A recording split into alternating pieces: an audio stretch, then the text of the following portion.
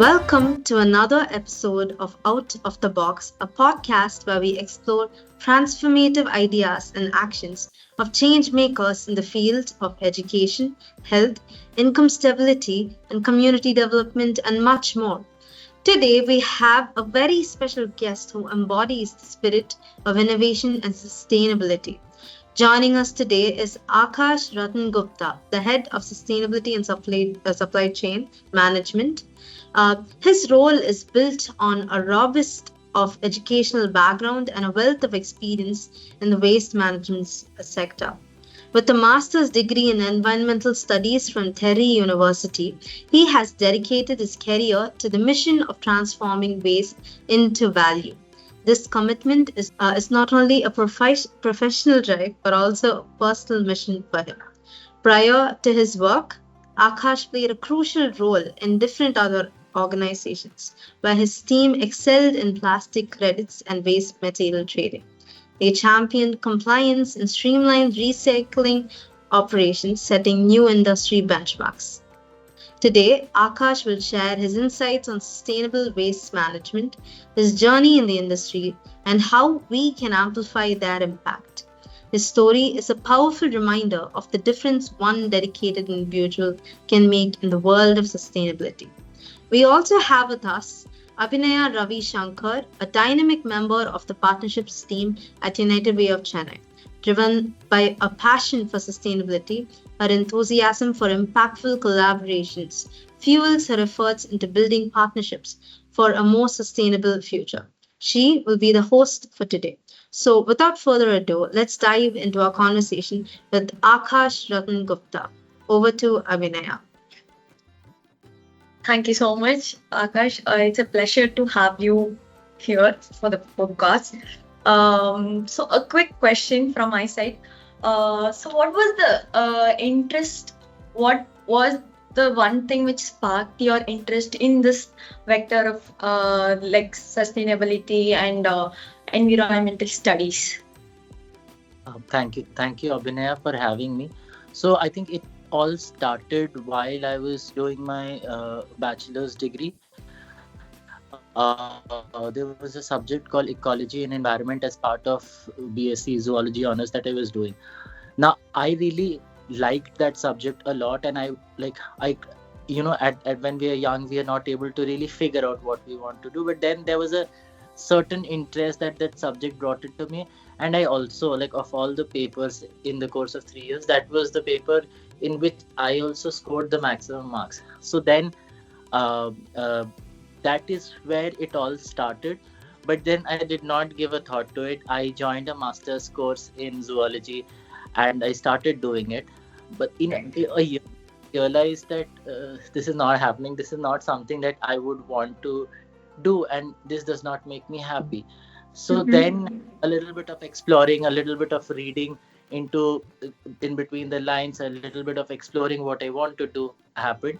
And that is when I landed, oh, this is something that I really enjoy doing. These are the topics. This is the area that I want to work in.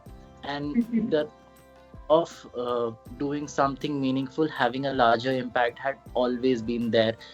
Be it any form of, say, always used to think philanthropy as an option, but then that never really sort of it did not fully satisfy. So this sort of came into picture, and then just a friend casually mentioned about Terry, and I had no clue about Terry. I was like, I want to go into this environment field, so I'm applying in these colleges. And this friend just says, why don't you apply in Terry? And I was like, oh yeah, I can do that. I applied in Terry. The process of selection was a little tough, but managed to clear. And that is how my journey as an environment and sustainability professional started. And Terry sort of gave wings to the seed that was sort of there. And from there, the journey sort of Started. like happened, and we built it, and I built it over. Okay, that's great. I could see the journey was very diverse. I could say that. A quick question. So we saw the journey of yours was quite, no, it was like a shift was there. So how could, so can you also tell us more on your journey which shaped your approach towards tackling all the sustainable environment and no, the waste management challenges that you have come across? See, my journey into the waste management portfolio, the seed was sort of sown during my masters, where waste management and circular economy as a concept was introduced. Mhm. What it did, it sparked a larger conversation among peers on what really is circular economy and how do we really practice it. That Mhm. is uh, when the journey around waste started, and how waste can be a resource to some company. One company's waste, one industry's waste can be a resource to another company. Is all the bigger thought processes. The smaller thought process was always to have some sort of businesses going on around it, so that it becomes, it makes economic sense also. So in all the companies that I have worked with or I have worked for, the focus has always to build sustainable businesses where waste from one industry either can give some sort of profitability, or waste in general can itself become a profitable business. So the idea we have is that. Okay, great, great, great to have that. So you were also no, talking about the business models, as in the sustainable business models. So could you also tell us about your efforts in making this waste being channelized into a sustainable business model, and also the what were the challenges that you faced while you were doing it on this? So okay, so let's divide the, like, you've asked two different very broad questions. So let's take one question. What was the first thing? What was the first question? The first question was The the effect, how you the effect. started. Yeah. So how I started it, I started working for a company called Ambuja Cement Limited in their waste management division, where the idea was to Mhm. bring uh, whatever waste can be co-processed, which is basically processing of waste and cement in the same line, because it's a cement making is an energy intensive process. So waste can also be processed in the same line. So the idea was to bring in different kinds of waste to the cement company that can be processed in the cement plant, which would ultimately end up in the landfill. And so so what you're essentially doing is, one, you're substituting say traditional fuels by the usage of waste. And what you're also doing is you're giving a solution to the waste. So this sort of opened up the avenue. And when I would approach, say, an industry, I would just not talk about waste of a particular type that would only lead to my profit or bringing it to the cement company, but also a larger, there would be a larger consultancy of things on when people don't know what to do. The professionals in the industries, I really used to guide them. This kind of plastic can go for recycling. This kind of plastic should go for co-processing. This kind of say, this is a different category of waste. It follows under this permit. Especially when I started with working with a lot of small industries, they don't really know how to go about waste.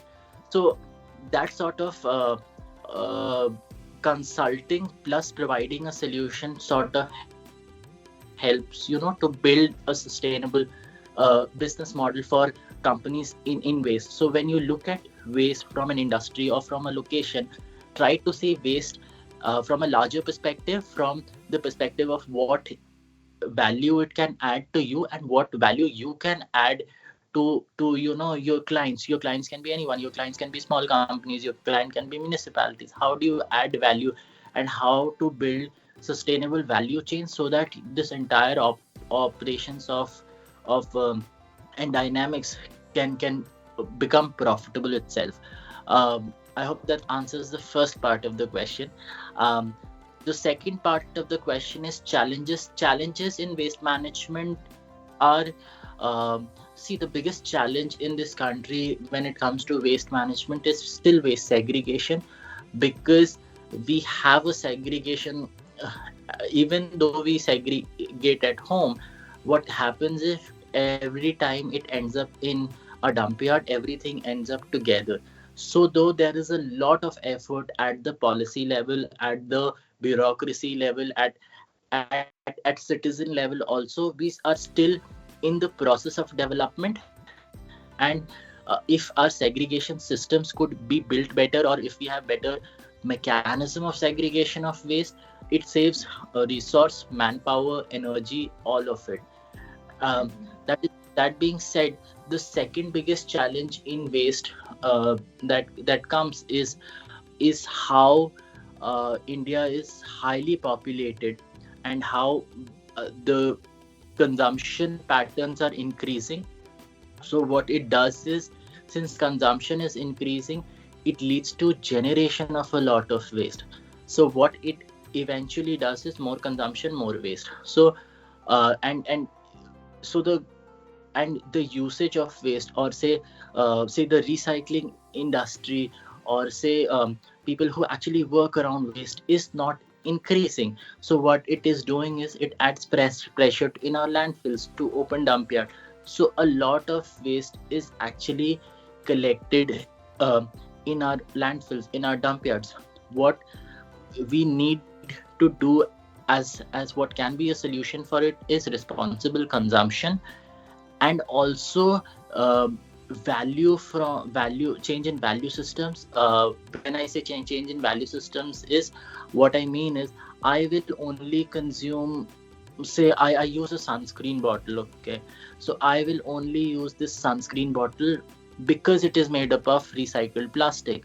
So what I am doing is, adding I'm serving my purpose, I'm using the sunscreen, but what I'm also putting forward is, I am saying that since the sunscreen comes in a recycled packaging, I am promoting this business, and I am promoting the recycling also. So that is one solution. And thirdly, the biggest industry challenge is the supply chain dynamics, and how sustainable supply chain models can be built, can be done, to basically transport of waste becomes cost effective, transport of become waste becomes carbon negative, and also how do we really, what should be the next step towards waste management, not just recycling, but what are the innovations that can be brought in the supply chain sustainability of waste. That was a great no thing on it. We are very glad that we were able to know many of the challenges that you also come across. So as someone like you who are like deeply invested in transforming the waste into value, like you said, no, making a sustainable business model. So how do you see the mission will be benefiting the community and no further leads into the community as a sustainability?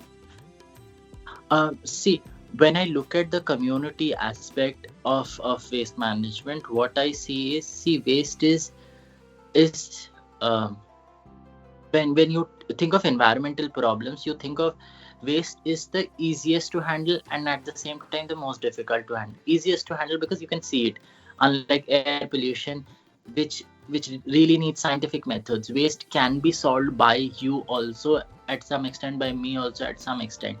So what, when we bring in communities, I'll be talking about two sort of communities. The first is when we build in communities of say or when we bring in conglomerate. What we are trying to do is, we are trying to bring people together who together are solving some kind of waste management issues, or we are uh, building mobilization, or we are creating awareness in and around waste. So that sort of a community mobilization or awareness solves the larger goal of, of waste from say segregation to where the waste ends up at. This sort of awareness, what it does is it creates a larger impact on how you see waste and how value can be created from waste. That is number one. Number two is the communities that are getting impacted or that depend on waste as a source of income.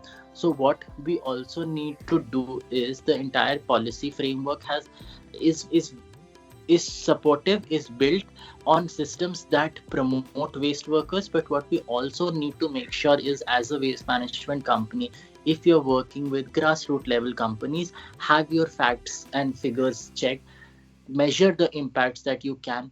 What kind of value are you adding in a waste worker's life? What kind of value, how, what is the value addition that is brought in with your intervention? That is something that needs to be really noted.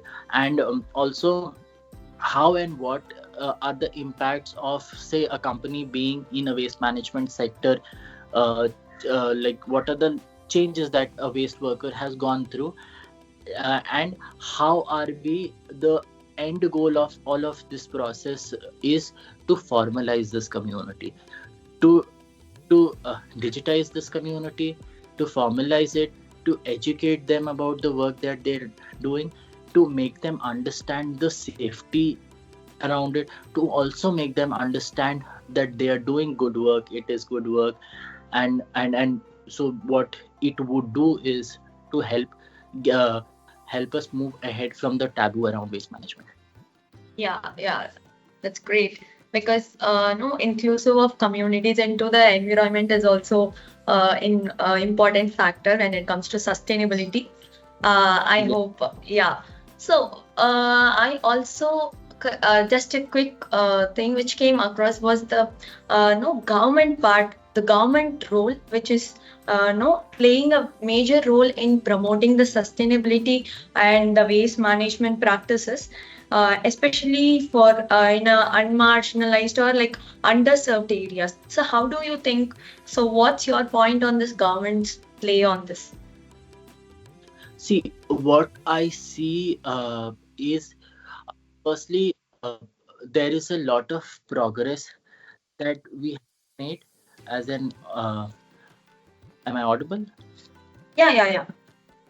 Oh, okay. There is definitely a lot of progress that as a country we have made in terms of lawmaking. There's a lot of legalization. See, solid waste management rules when it came in the 90s, from then there have been so many amendments around solid waste management rules. There have been various schedules. There have been rules for e-waste. There are rules for plastic. There are rules for textile. So there's just so much evolution of laws also in with a lot of practical applications. I think what the government has also done is states and central government, what they have done is they have brought in a lot of examples learned from their experiences and always reframed, restructured the law so that it can always be implemented better.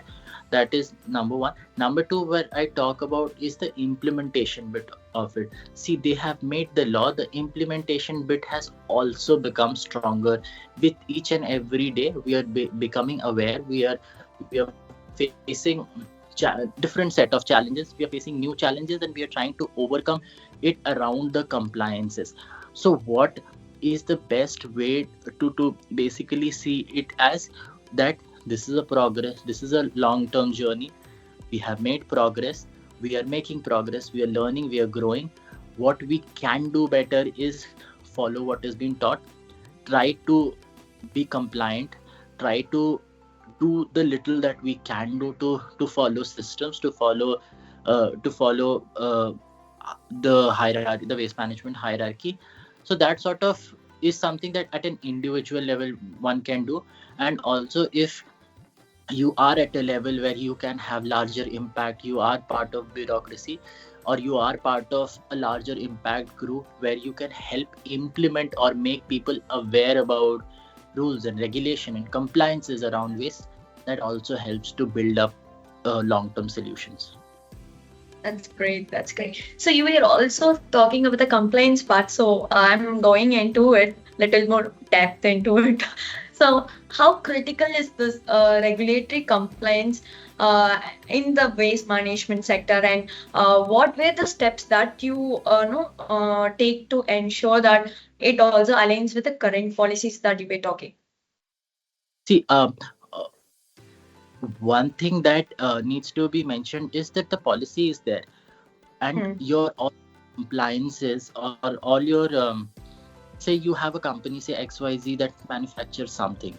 What your XYZ company manufactures, you also have to understand what are the waste management, what is the waste that I'm generating, what are the implications of or the legalities that I might come across that, and what are the compliance measures that I would take as a company to basically ensure that my product is in the market, my product is safe, as well as my the waste management hierarchy is followed when my product or the packaging gets delivered, and I take care of whatever I am putting in the market. If I'm say putting say to 10 tons of plastic, I take back 10 tons of plastic, or I recycle 10 tons of plastic. I'm not saying you actually put a plant, but you make systems efficient, you make systems like where you say encourage recycling, or put in money towards building on something in relation to waste management. That being said, the policies are already there. There are policies like uh, EPR in various your e-waste, plastic. There is unused oil. There are various sorts of extended producer responsibility that apply on all different companies in whichever sector they are, which sort of helps you know the the goal, and helps to meet the compliance and regulatory part of it. Okay.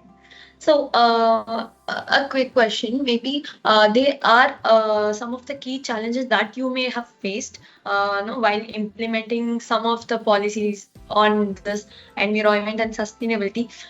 Is there any some challenges like you could let us know as an incident this happened, so something on it? I think the biggest challenge for me was channelization of waste, and getting the uh, when you see, I have worked in different aspects in the waste management sector, right? So when I was with cement, my biggest challenge was that it should match with the chemistry of the waste that is coming, should not disturb the chemistry of the cement, because they both go in the same process.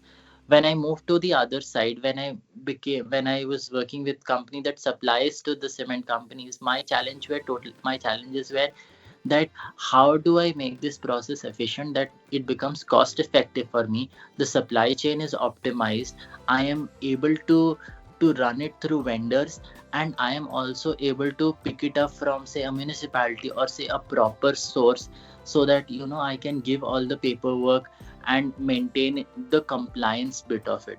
That has been the other side with with with you know uh, the with one of the places that I worked with. My biggest challenge was again that I want waste, but the waste has to be of a certain quality so that it can be recycled properly, so the recycling efficiency of the waste is not compromised. So at different levels in the industry, different key challenges have come, all of them centered around two major factors. One is uh, optimization of supply chain, and second is the quality.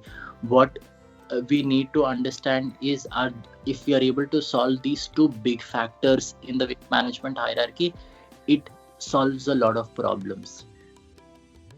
Great to have that. So right now we have also talked on the no professional mission of the company and also your personal mission. So like you mentioned that no transforming the waste into value, which is both the mission of yours, professional and also personal. So how do you balance the both dimensions, and what is the major thing that drives you towards that? How does one balance is, you at the back of your head mind, it should be that what is the larger goal. The larger goal is always to create impact. The larger goal is is you and me are not trying to say we will generate zero waste. You and me, what we are trying to do is we are trying to find sustainable options on the waste that is being generated, can be utilized, can be reused, resourced, upcycled, recycled, whatever is the correct way for a waste to end up in. We are all trying to do little of that. What a researcher is trying to do research on how to say make a particular waste better than what it is being done right now. An implementer of law is trying to make sure that at least the zone that I am working in does not have waste management or waste collection as a problem. At a company level, what I am trying to do is I'm trying to procure as much as waste that can, and so that it leads to more efficient recycling process. At an individual level, what I'm trying to do is I'm trying to make sure that I segregate my waste at home, so that the entire value chain can become efficient, and nobody has to manually scavenge through my waste, the waste that is generated, and bring out valuables from it. That being said, all of this, the larger idea is to to build systems, to build sustainable solutions, to build uh, to build value for waste, so that the waste pays you and you don't end up paying for waste. So the the idea is that whatever waste we are generating, it goes into a process, it pays for Mhm. itself, it becomes profitable.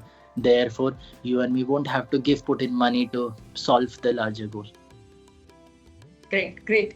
So we were also talking about the individual, no, thing that we come across. So I just want to know what are the ways that you promote sustainability as an individual within the community or within our home. So what are the ways that we can also do? I'll talk about sustainability in general at home. At home, what you can do is, number one, please segregate your waste. Do not throw uh, e-waste in garbage. Whatever kind of e-waste is, there are enough companies. Just Google them.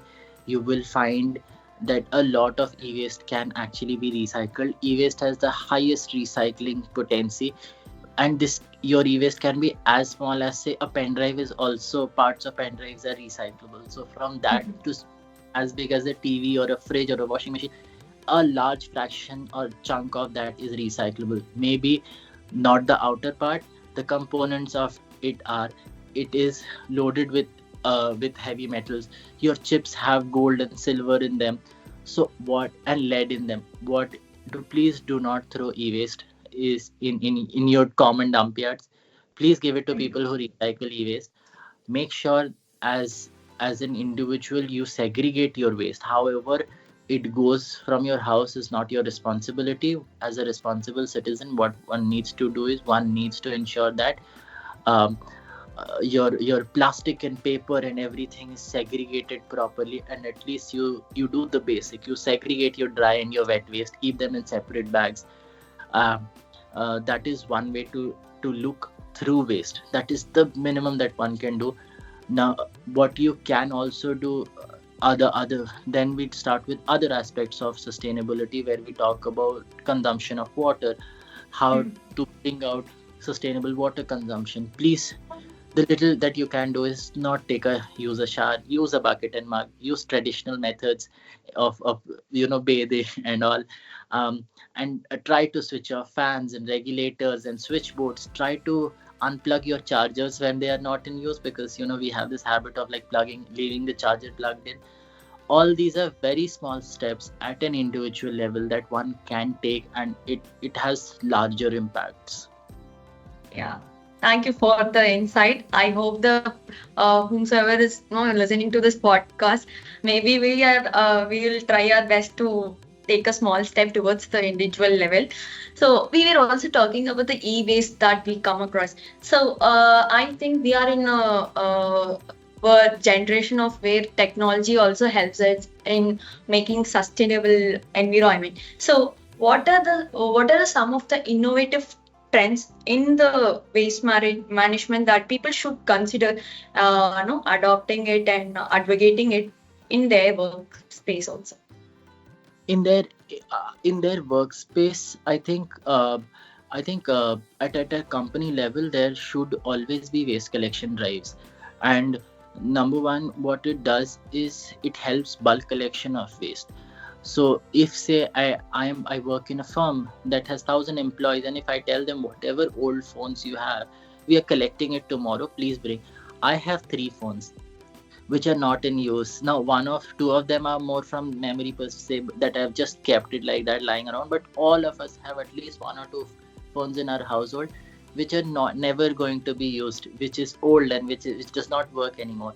Those can actually be so this large scale. When I say that bring your phone, bring your old phones, give it to us, we will give it to an authorized recycler who will recycle the components of your phone. And uh, what you are doing is you are one, giving back the resource in the environment. Two, what you're also doing is being clutter free. So you're basically minimizing your own risk.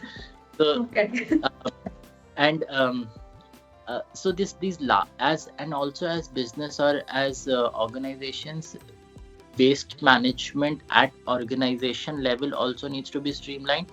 What we have talked about is household. When you look at businesses or every sector that you look at, the waste management pattern changes. So if you say in an industry that is heavy on printing, so you'll have a lot of paper waste or plastic waste generated from printing. What is the correct way to go about it? Whom do we give? Who's the correct nodal agency for carrying out that work? The waste that is generated at an office, if it is confidential, what is the right approach to basically send confidential material for recycling? All that needs to be brought in as part of as part of the normal admin cycles, so that sustainability can be built from a waste management lens even in companies. Great, great. Maybe we can also have a e-waste drive, and we can also contribute towards the sustainability. I think So, and you should not limit to e-waste. okay. You should do Okay. there are style recyclers also. We have Mhm. every clothes that they don't wear. I Mhm. mean, the best to do is you are is not in condition. Don't, there are recyclers that recycle textile and all. So Mhm. that will be an initiative, not just e-waste. Yeah, maybe we'll add every point into it. So, how do you see technology and also data analytics, which is transforming the way people approach towards e-waste management or the general waste management, and also the environment advocacy?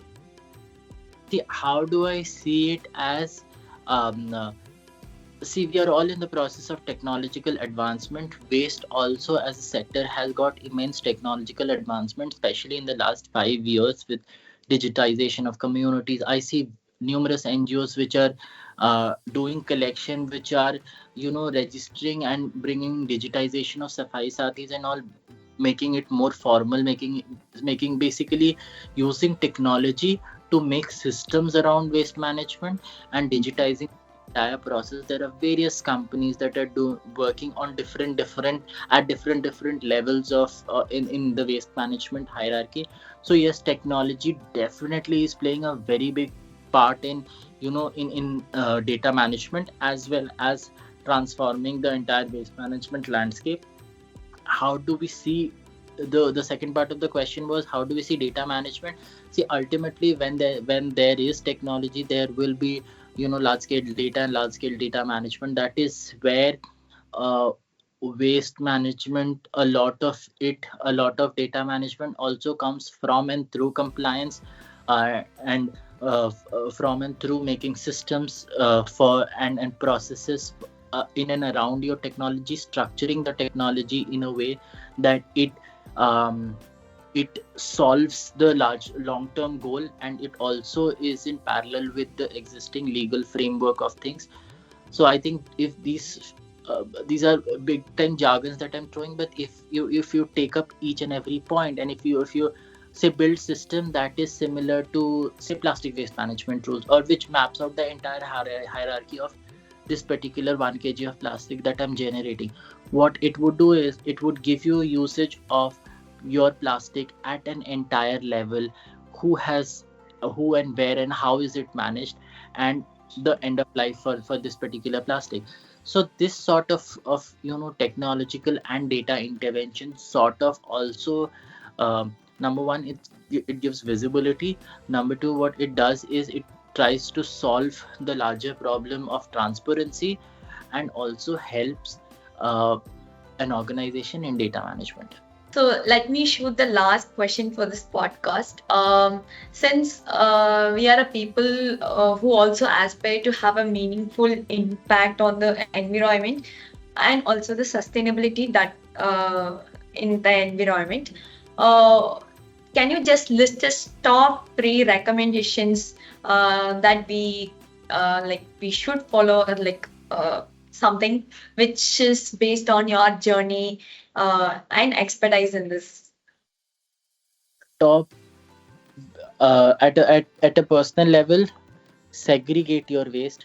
Very, Okay. very, very important. People in cities don't do it. People who are aware, educated, don't do it. Segregate your waste. Try to live a minimalist lifestyle, and have try to reuse most of the waste that you're generating. A lot of them has immense reusage potential that we need to realize. Try to use your organics also. Do not throw away your organics. Your organic has immense manure potential that can serve your plants. Mhm. That is at a household level. Always, uh, at a company level, I would say, always try to deal with environmental compliances, because they had, and don't try to shy away from it. Environmental compliances of any kind, wastewater, air, whatever you are dealing with, are being built or being made for your betterment. It helps in long term goals into sustainability, and it also helps, if followed properly, it also gives economic benefits in the longer term. I have seen companies where people have saved money because they have developed their processes in parallel to the legal framework. So try to do that at a company level. And number three would be a nice person, and try to, like, just be a nice person. Try to be kind. But Yeah. that, the last point really helps. And your sathis are really working hard. Don't make their life harder. Yeah, definitely, definitely, Akash. We'll be doing that third point very much. That's for sure. And we also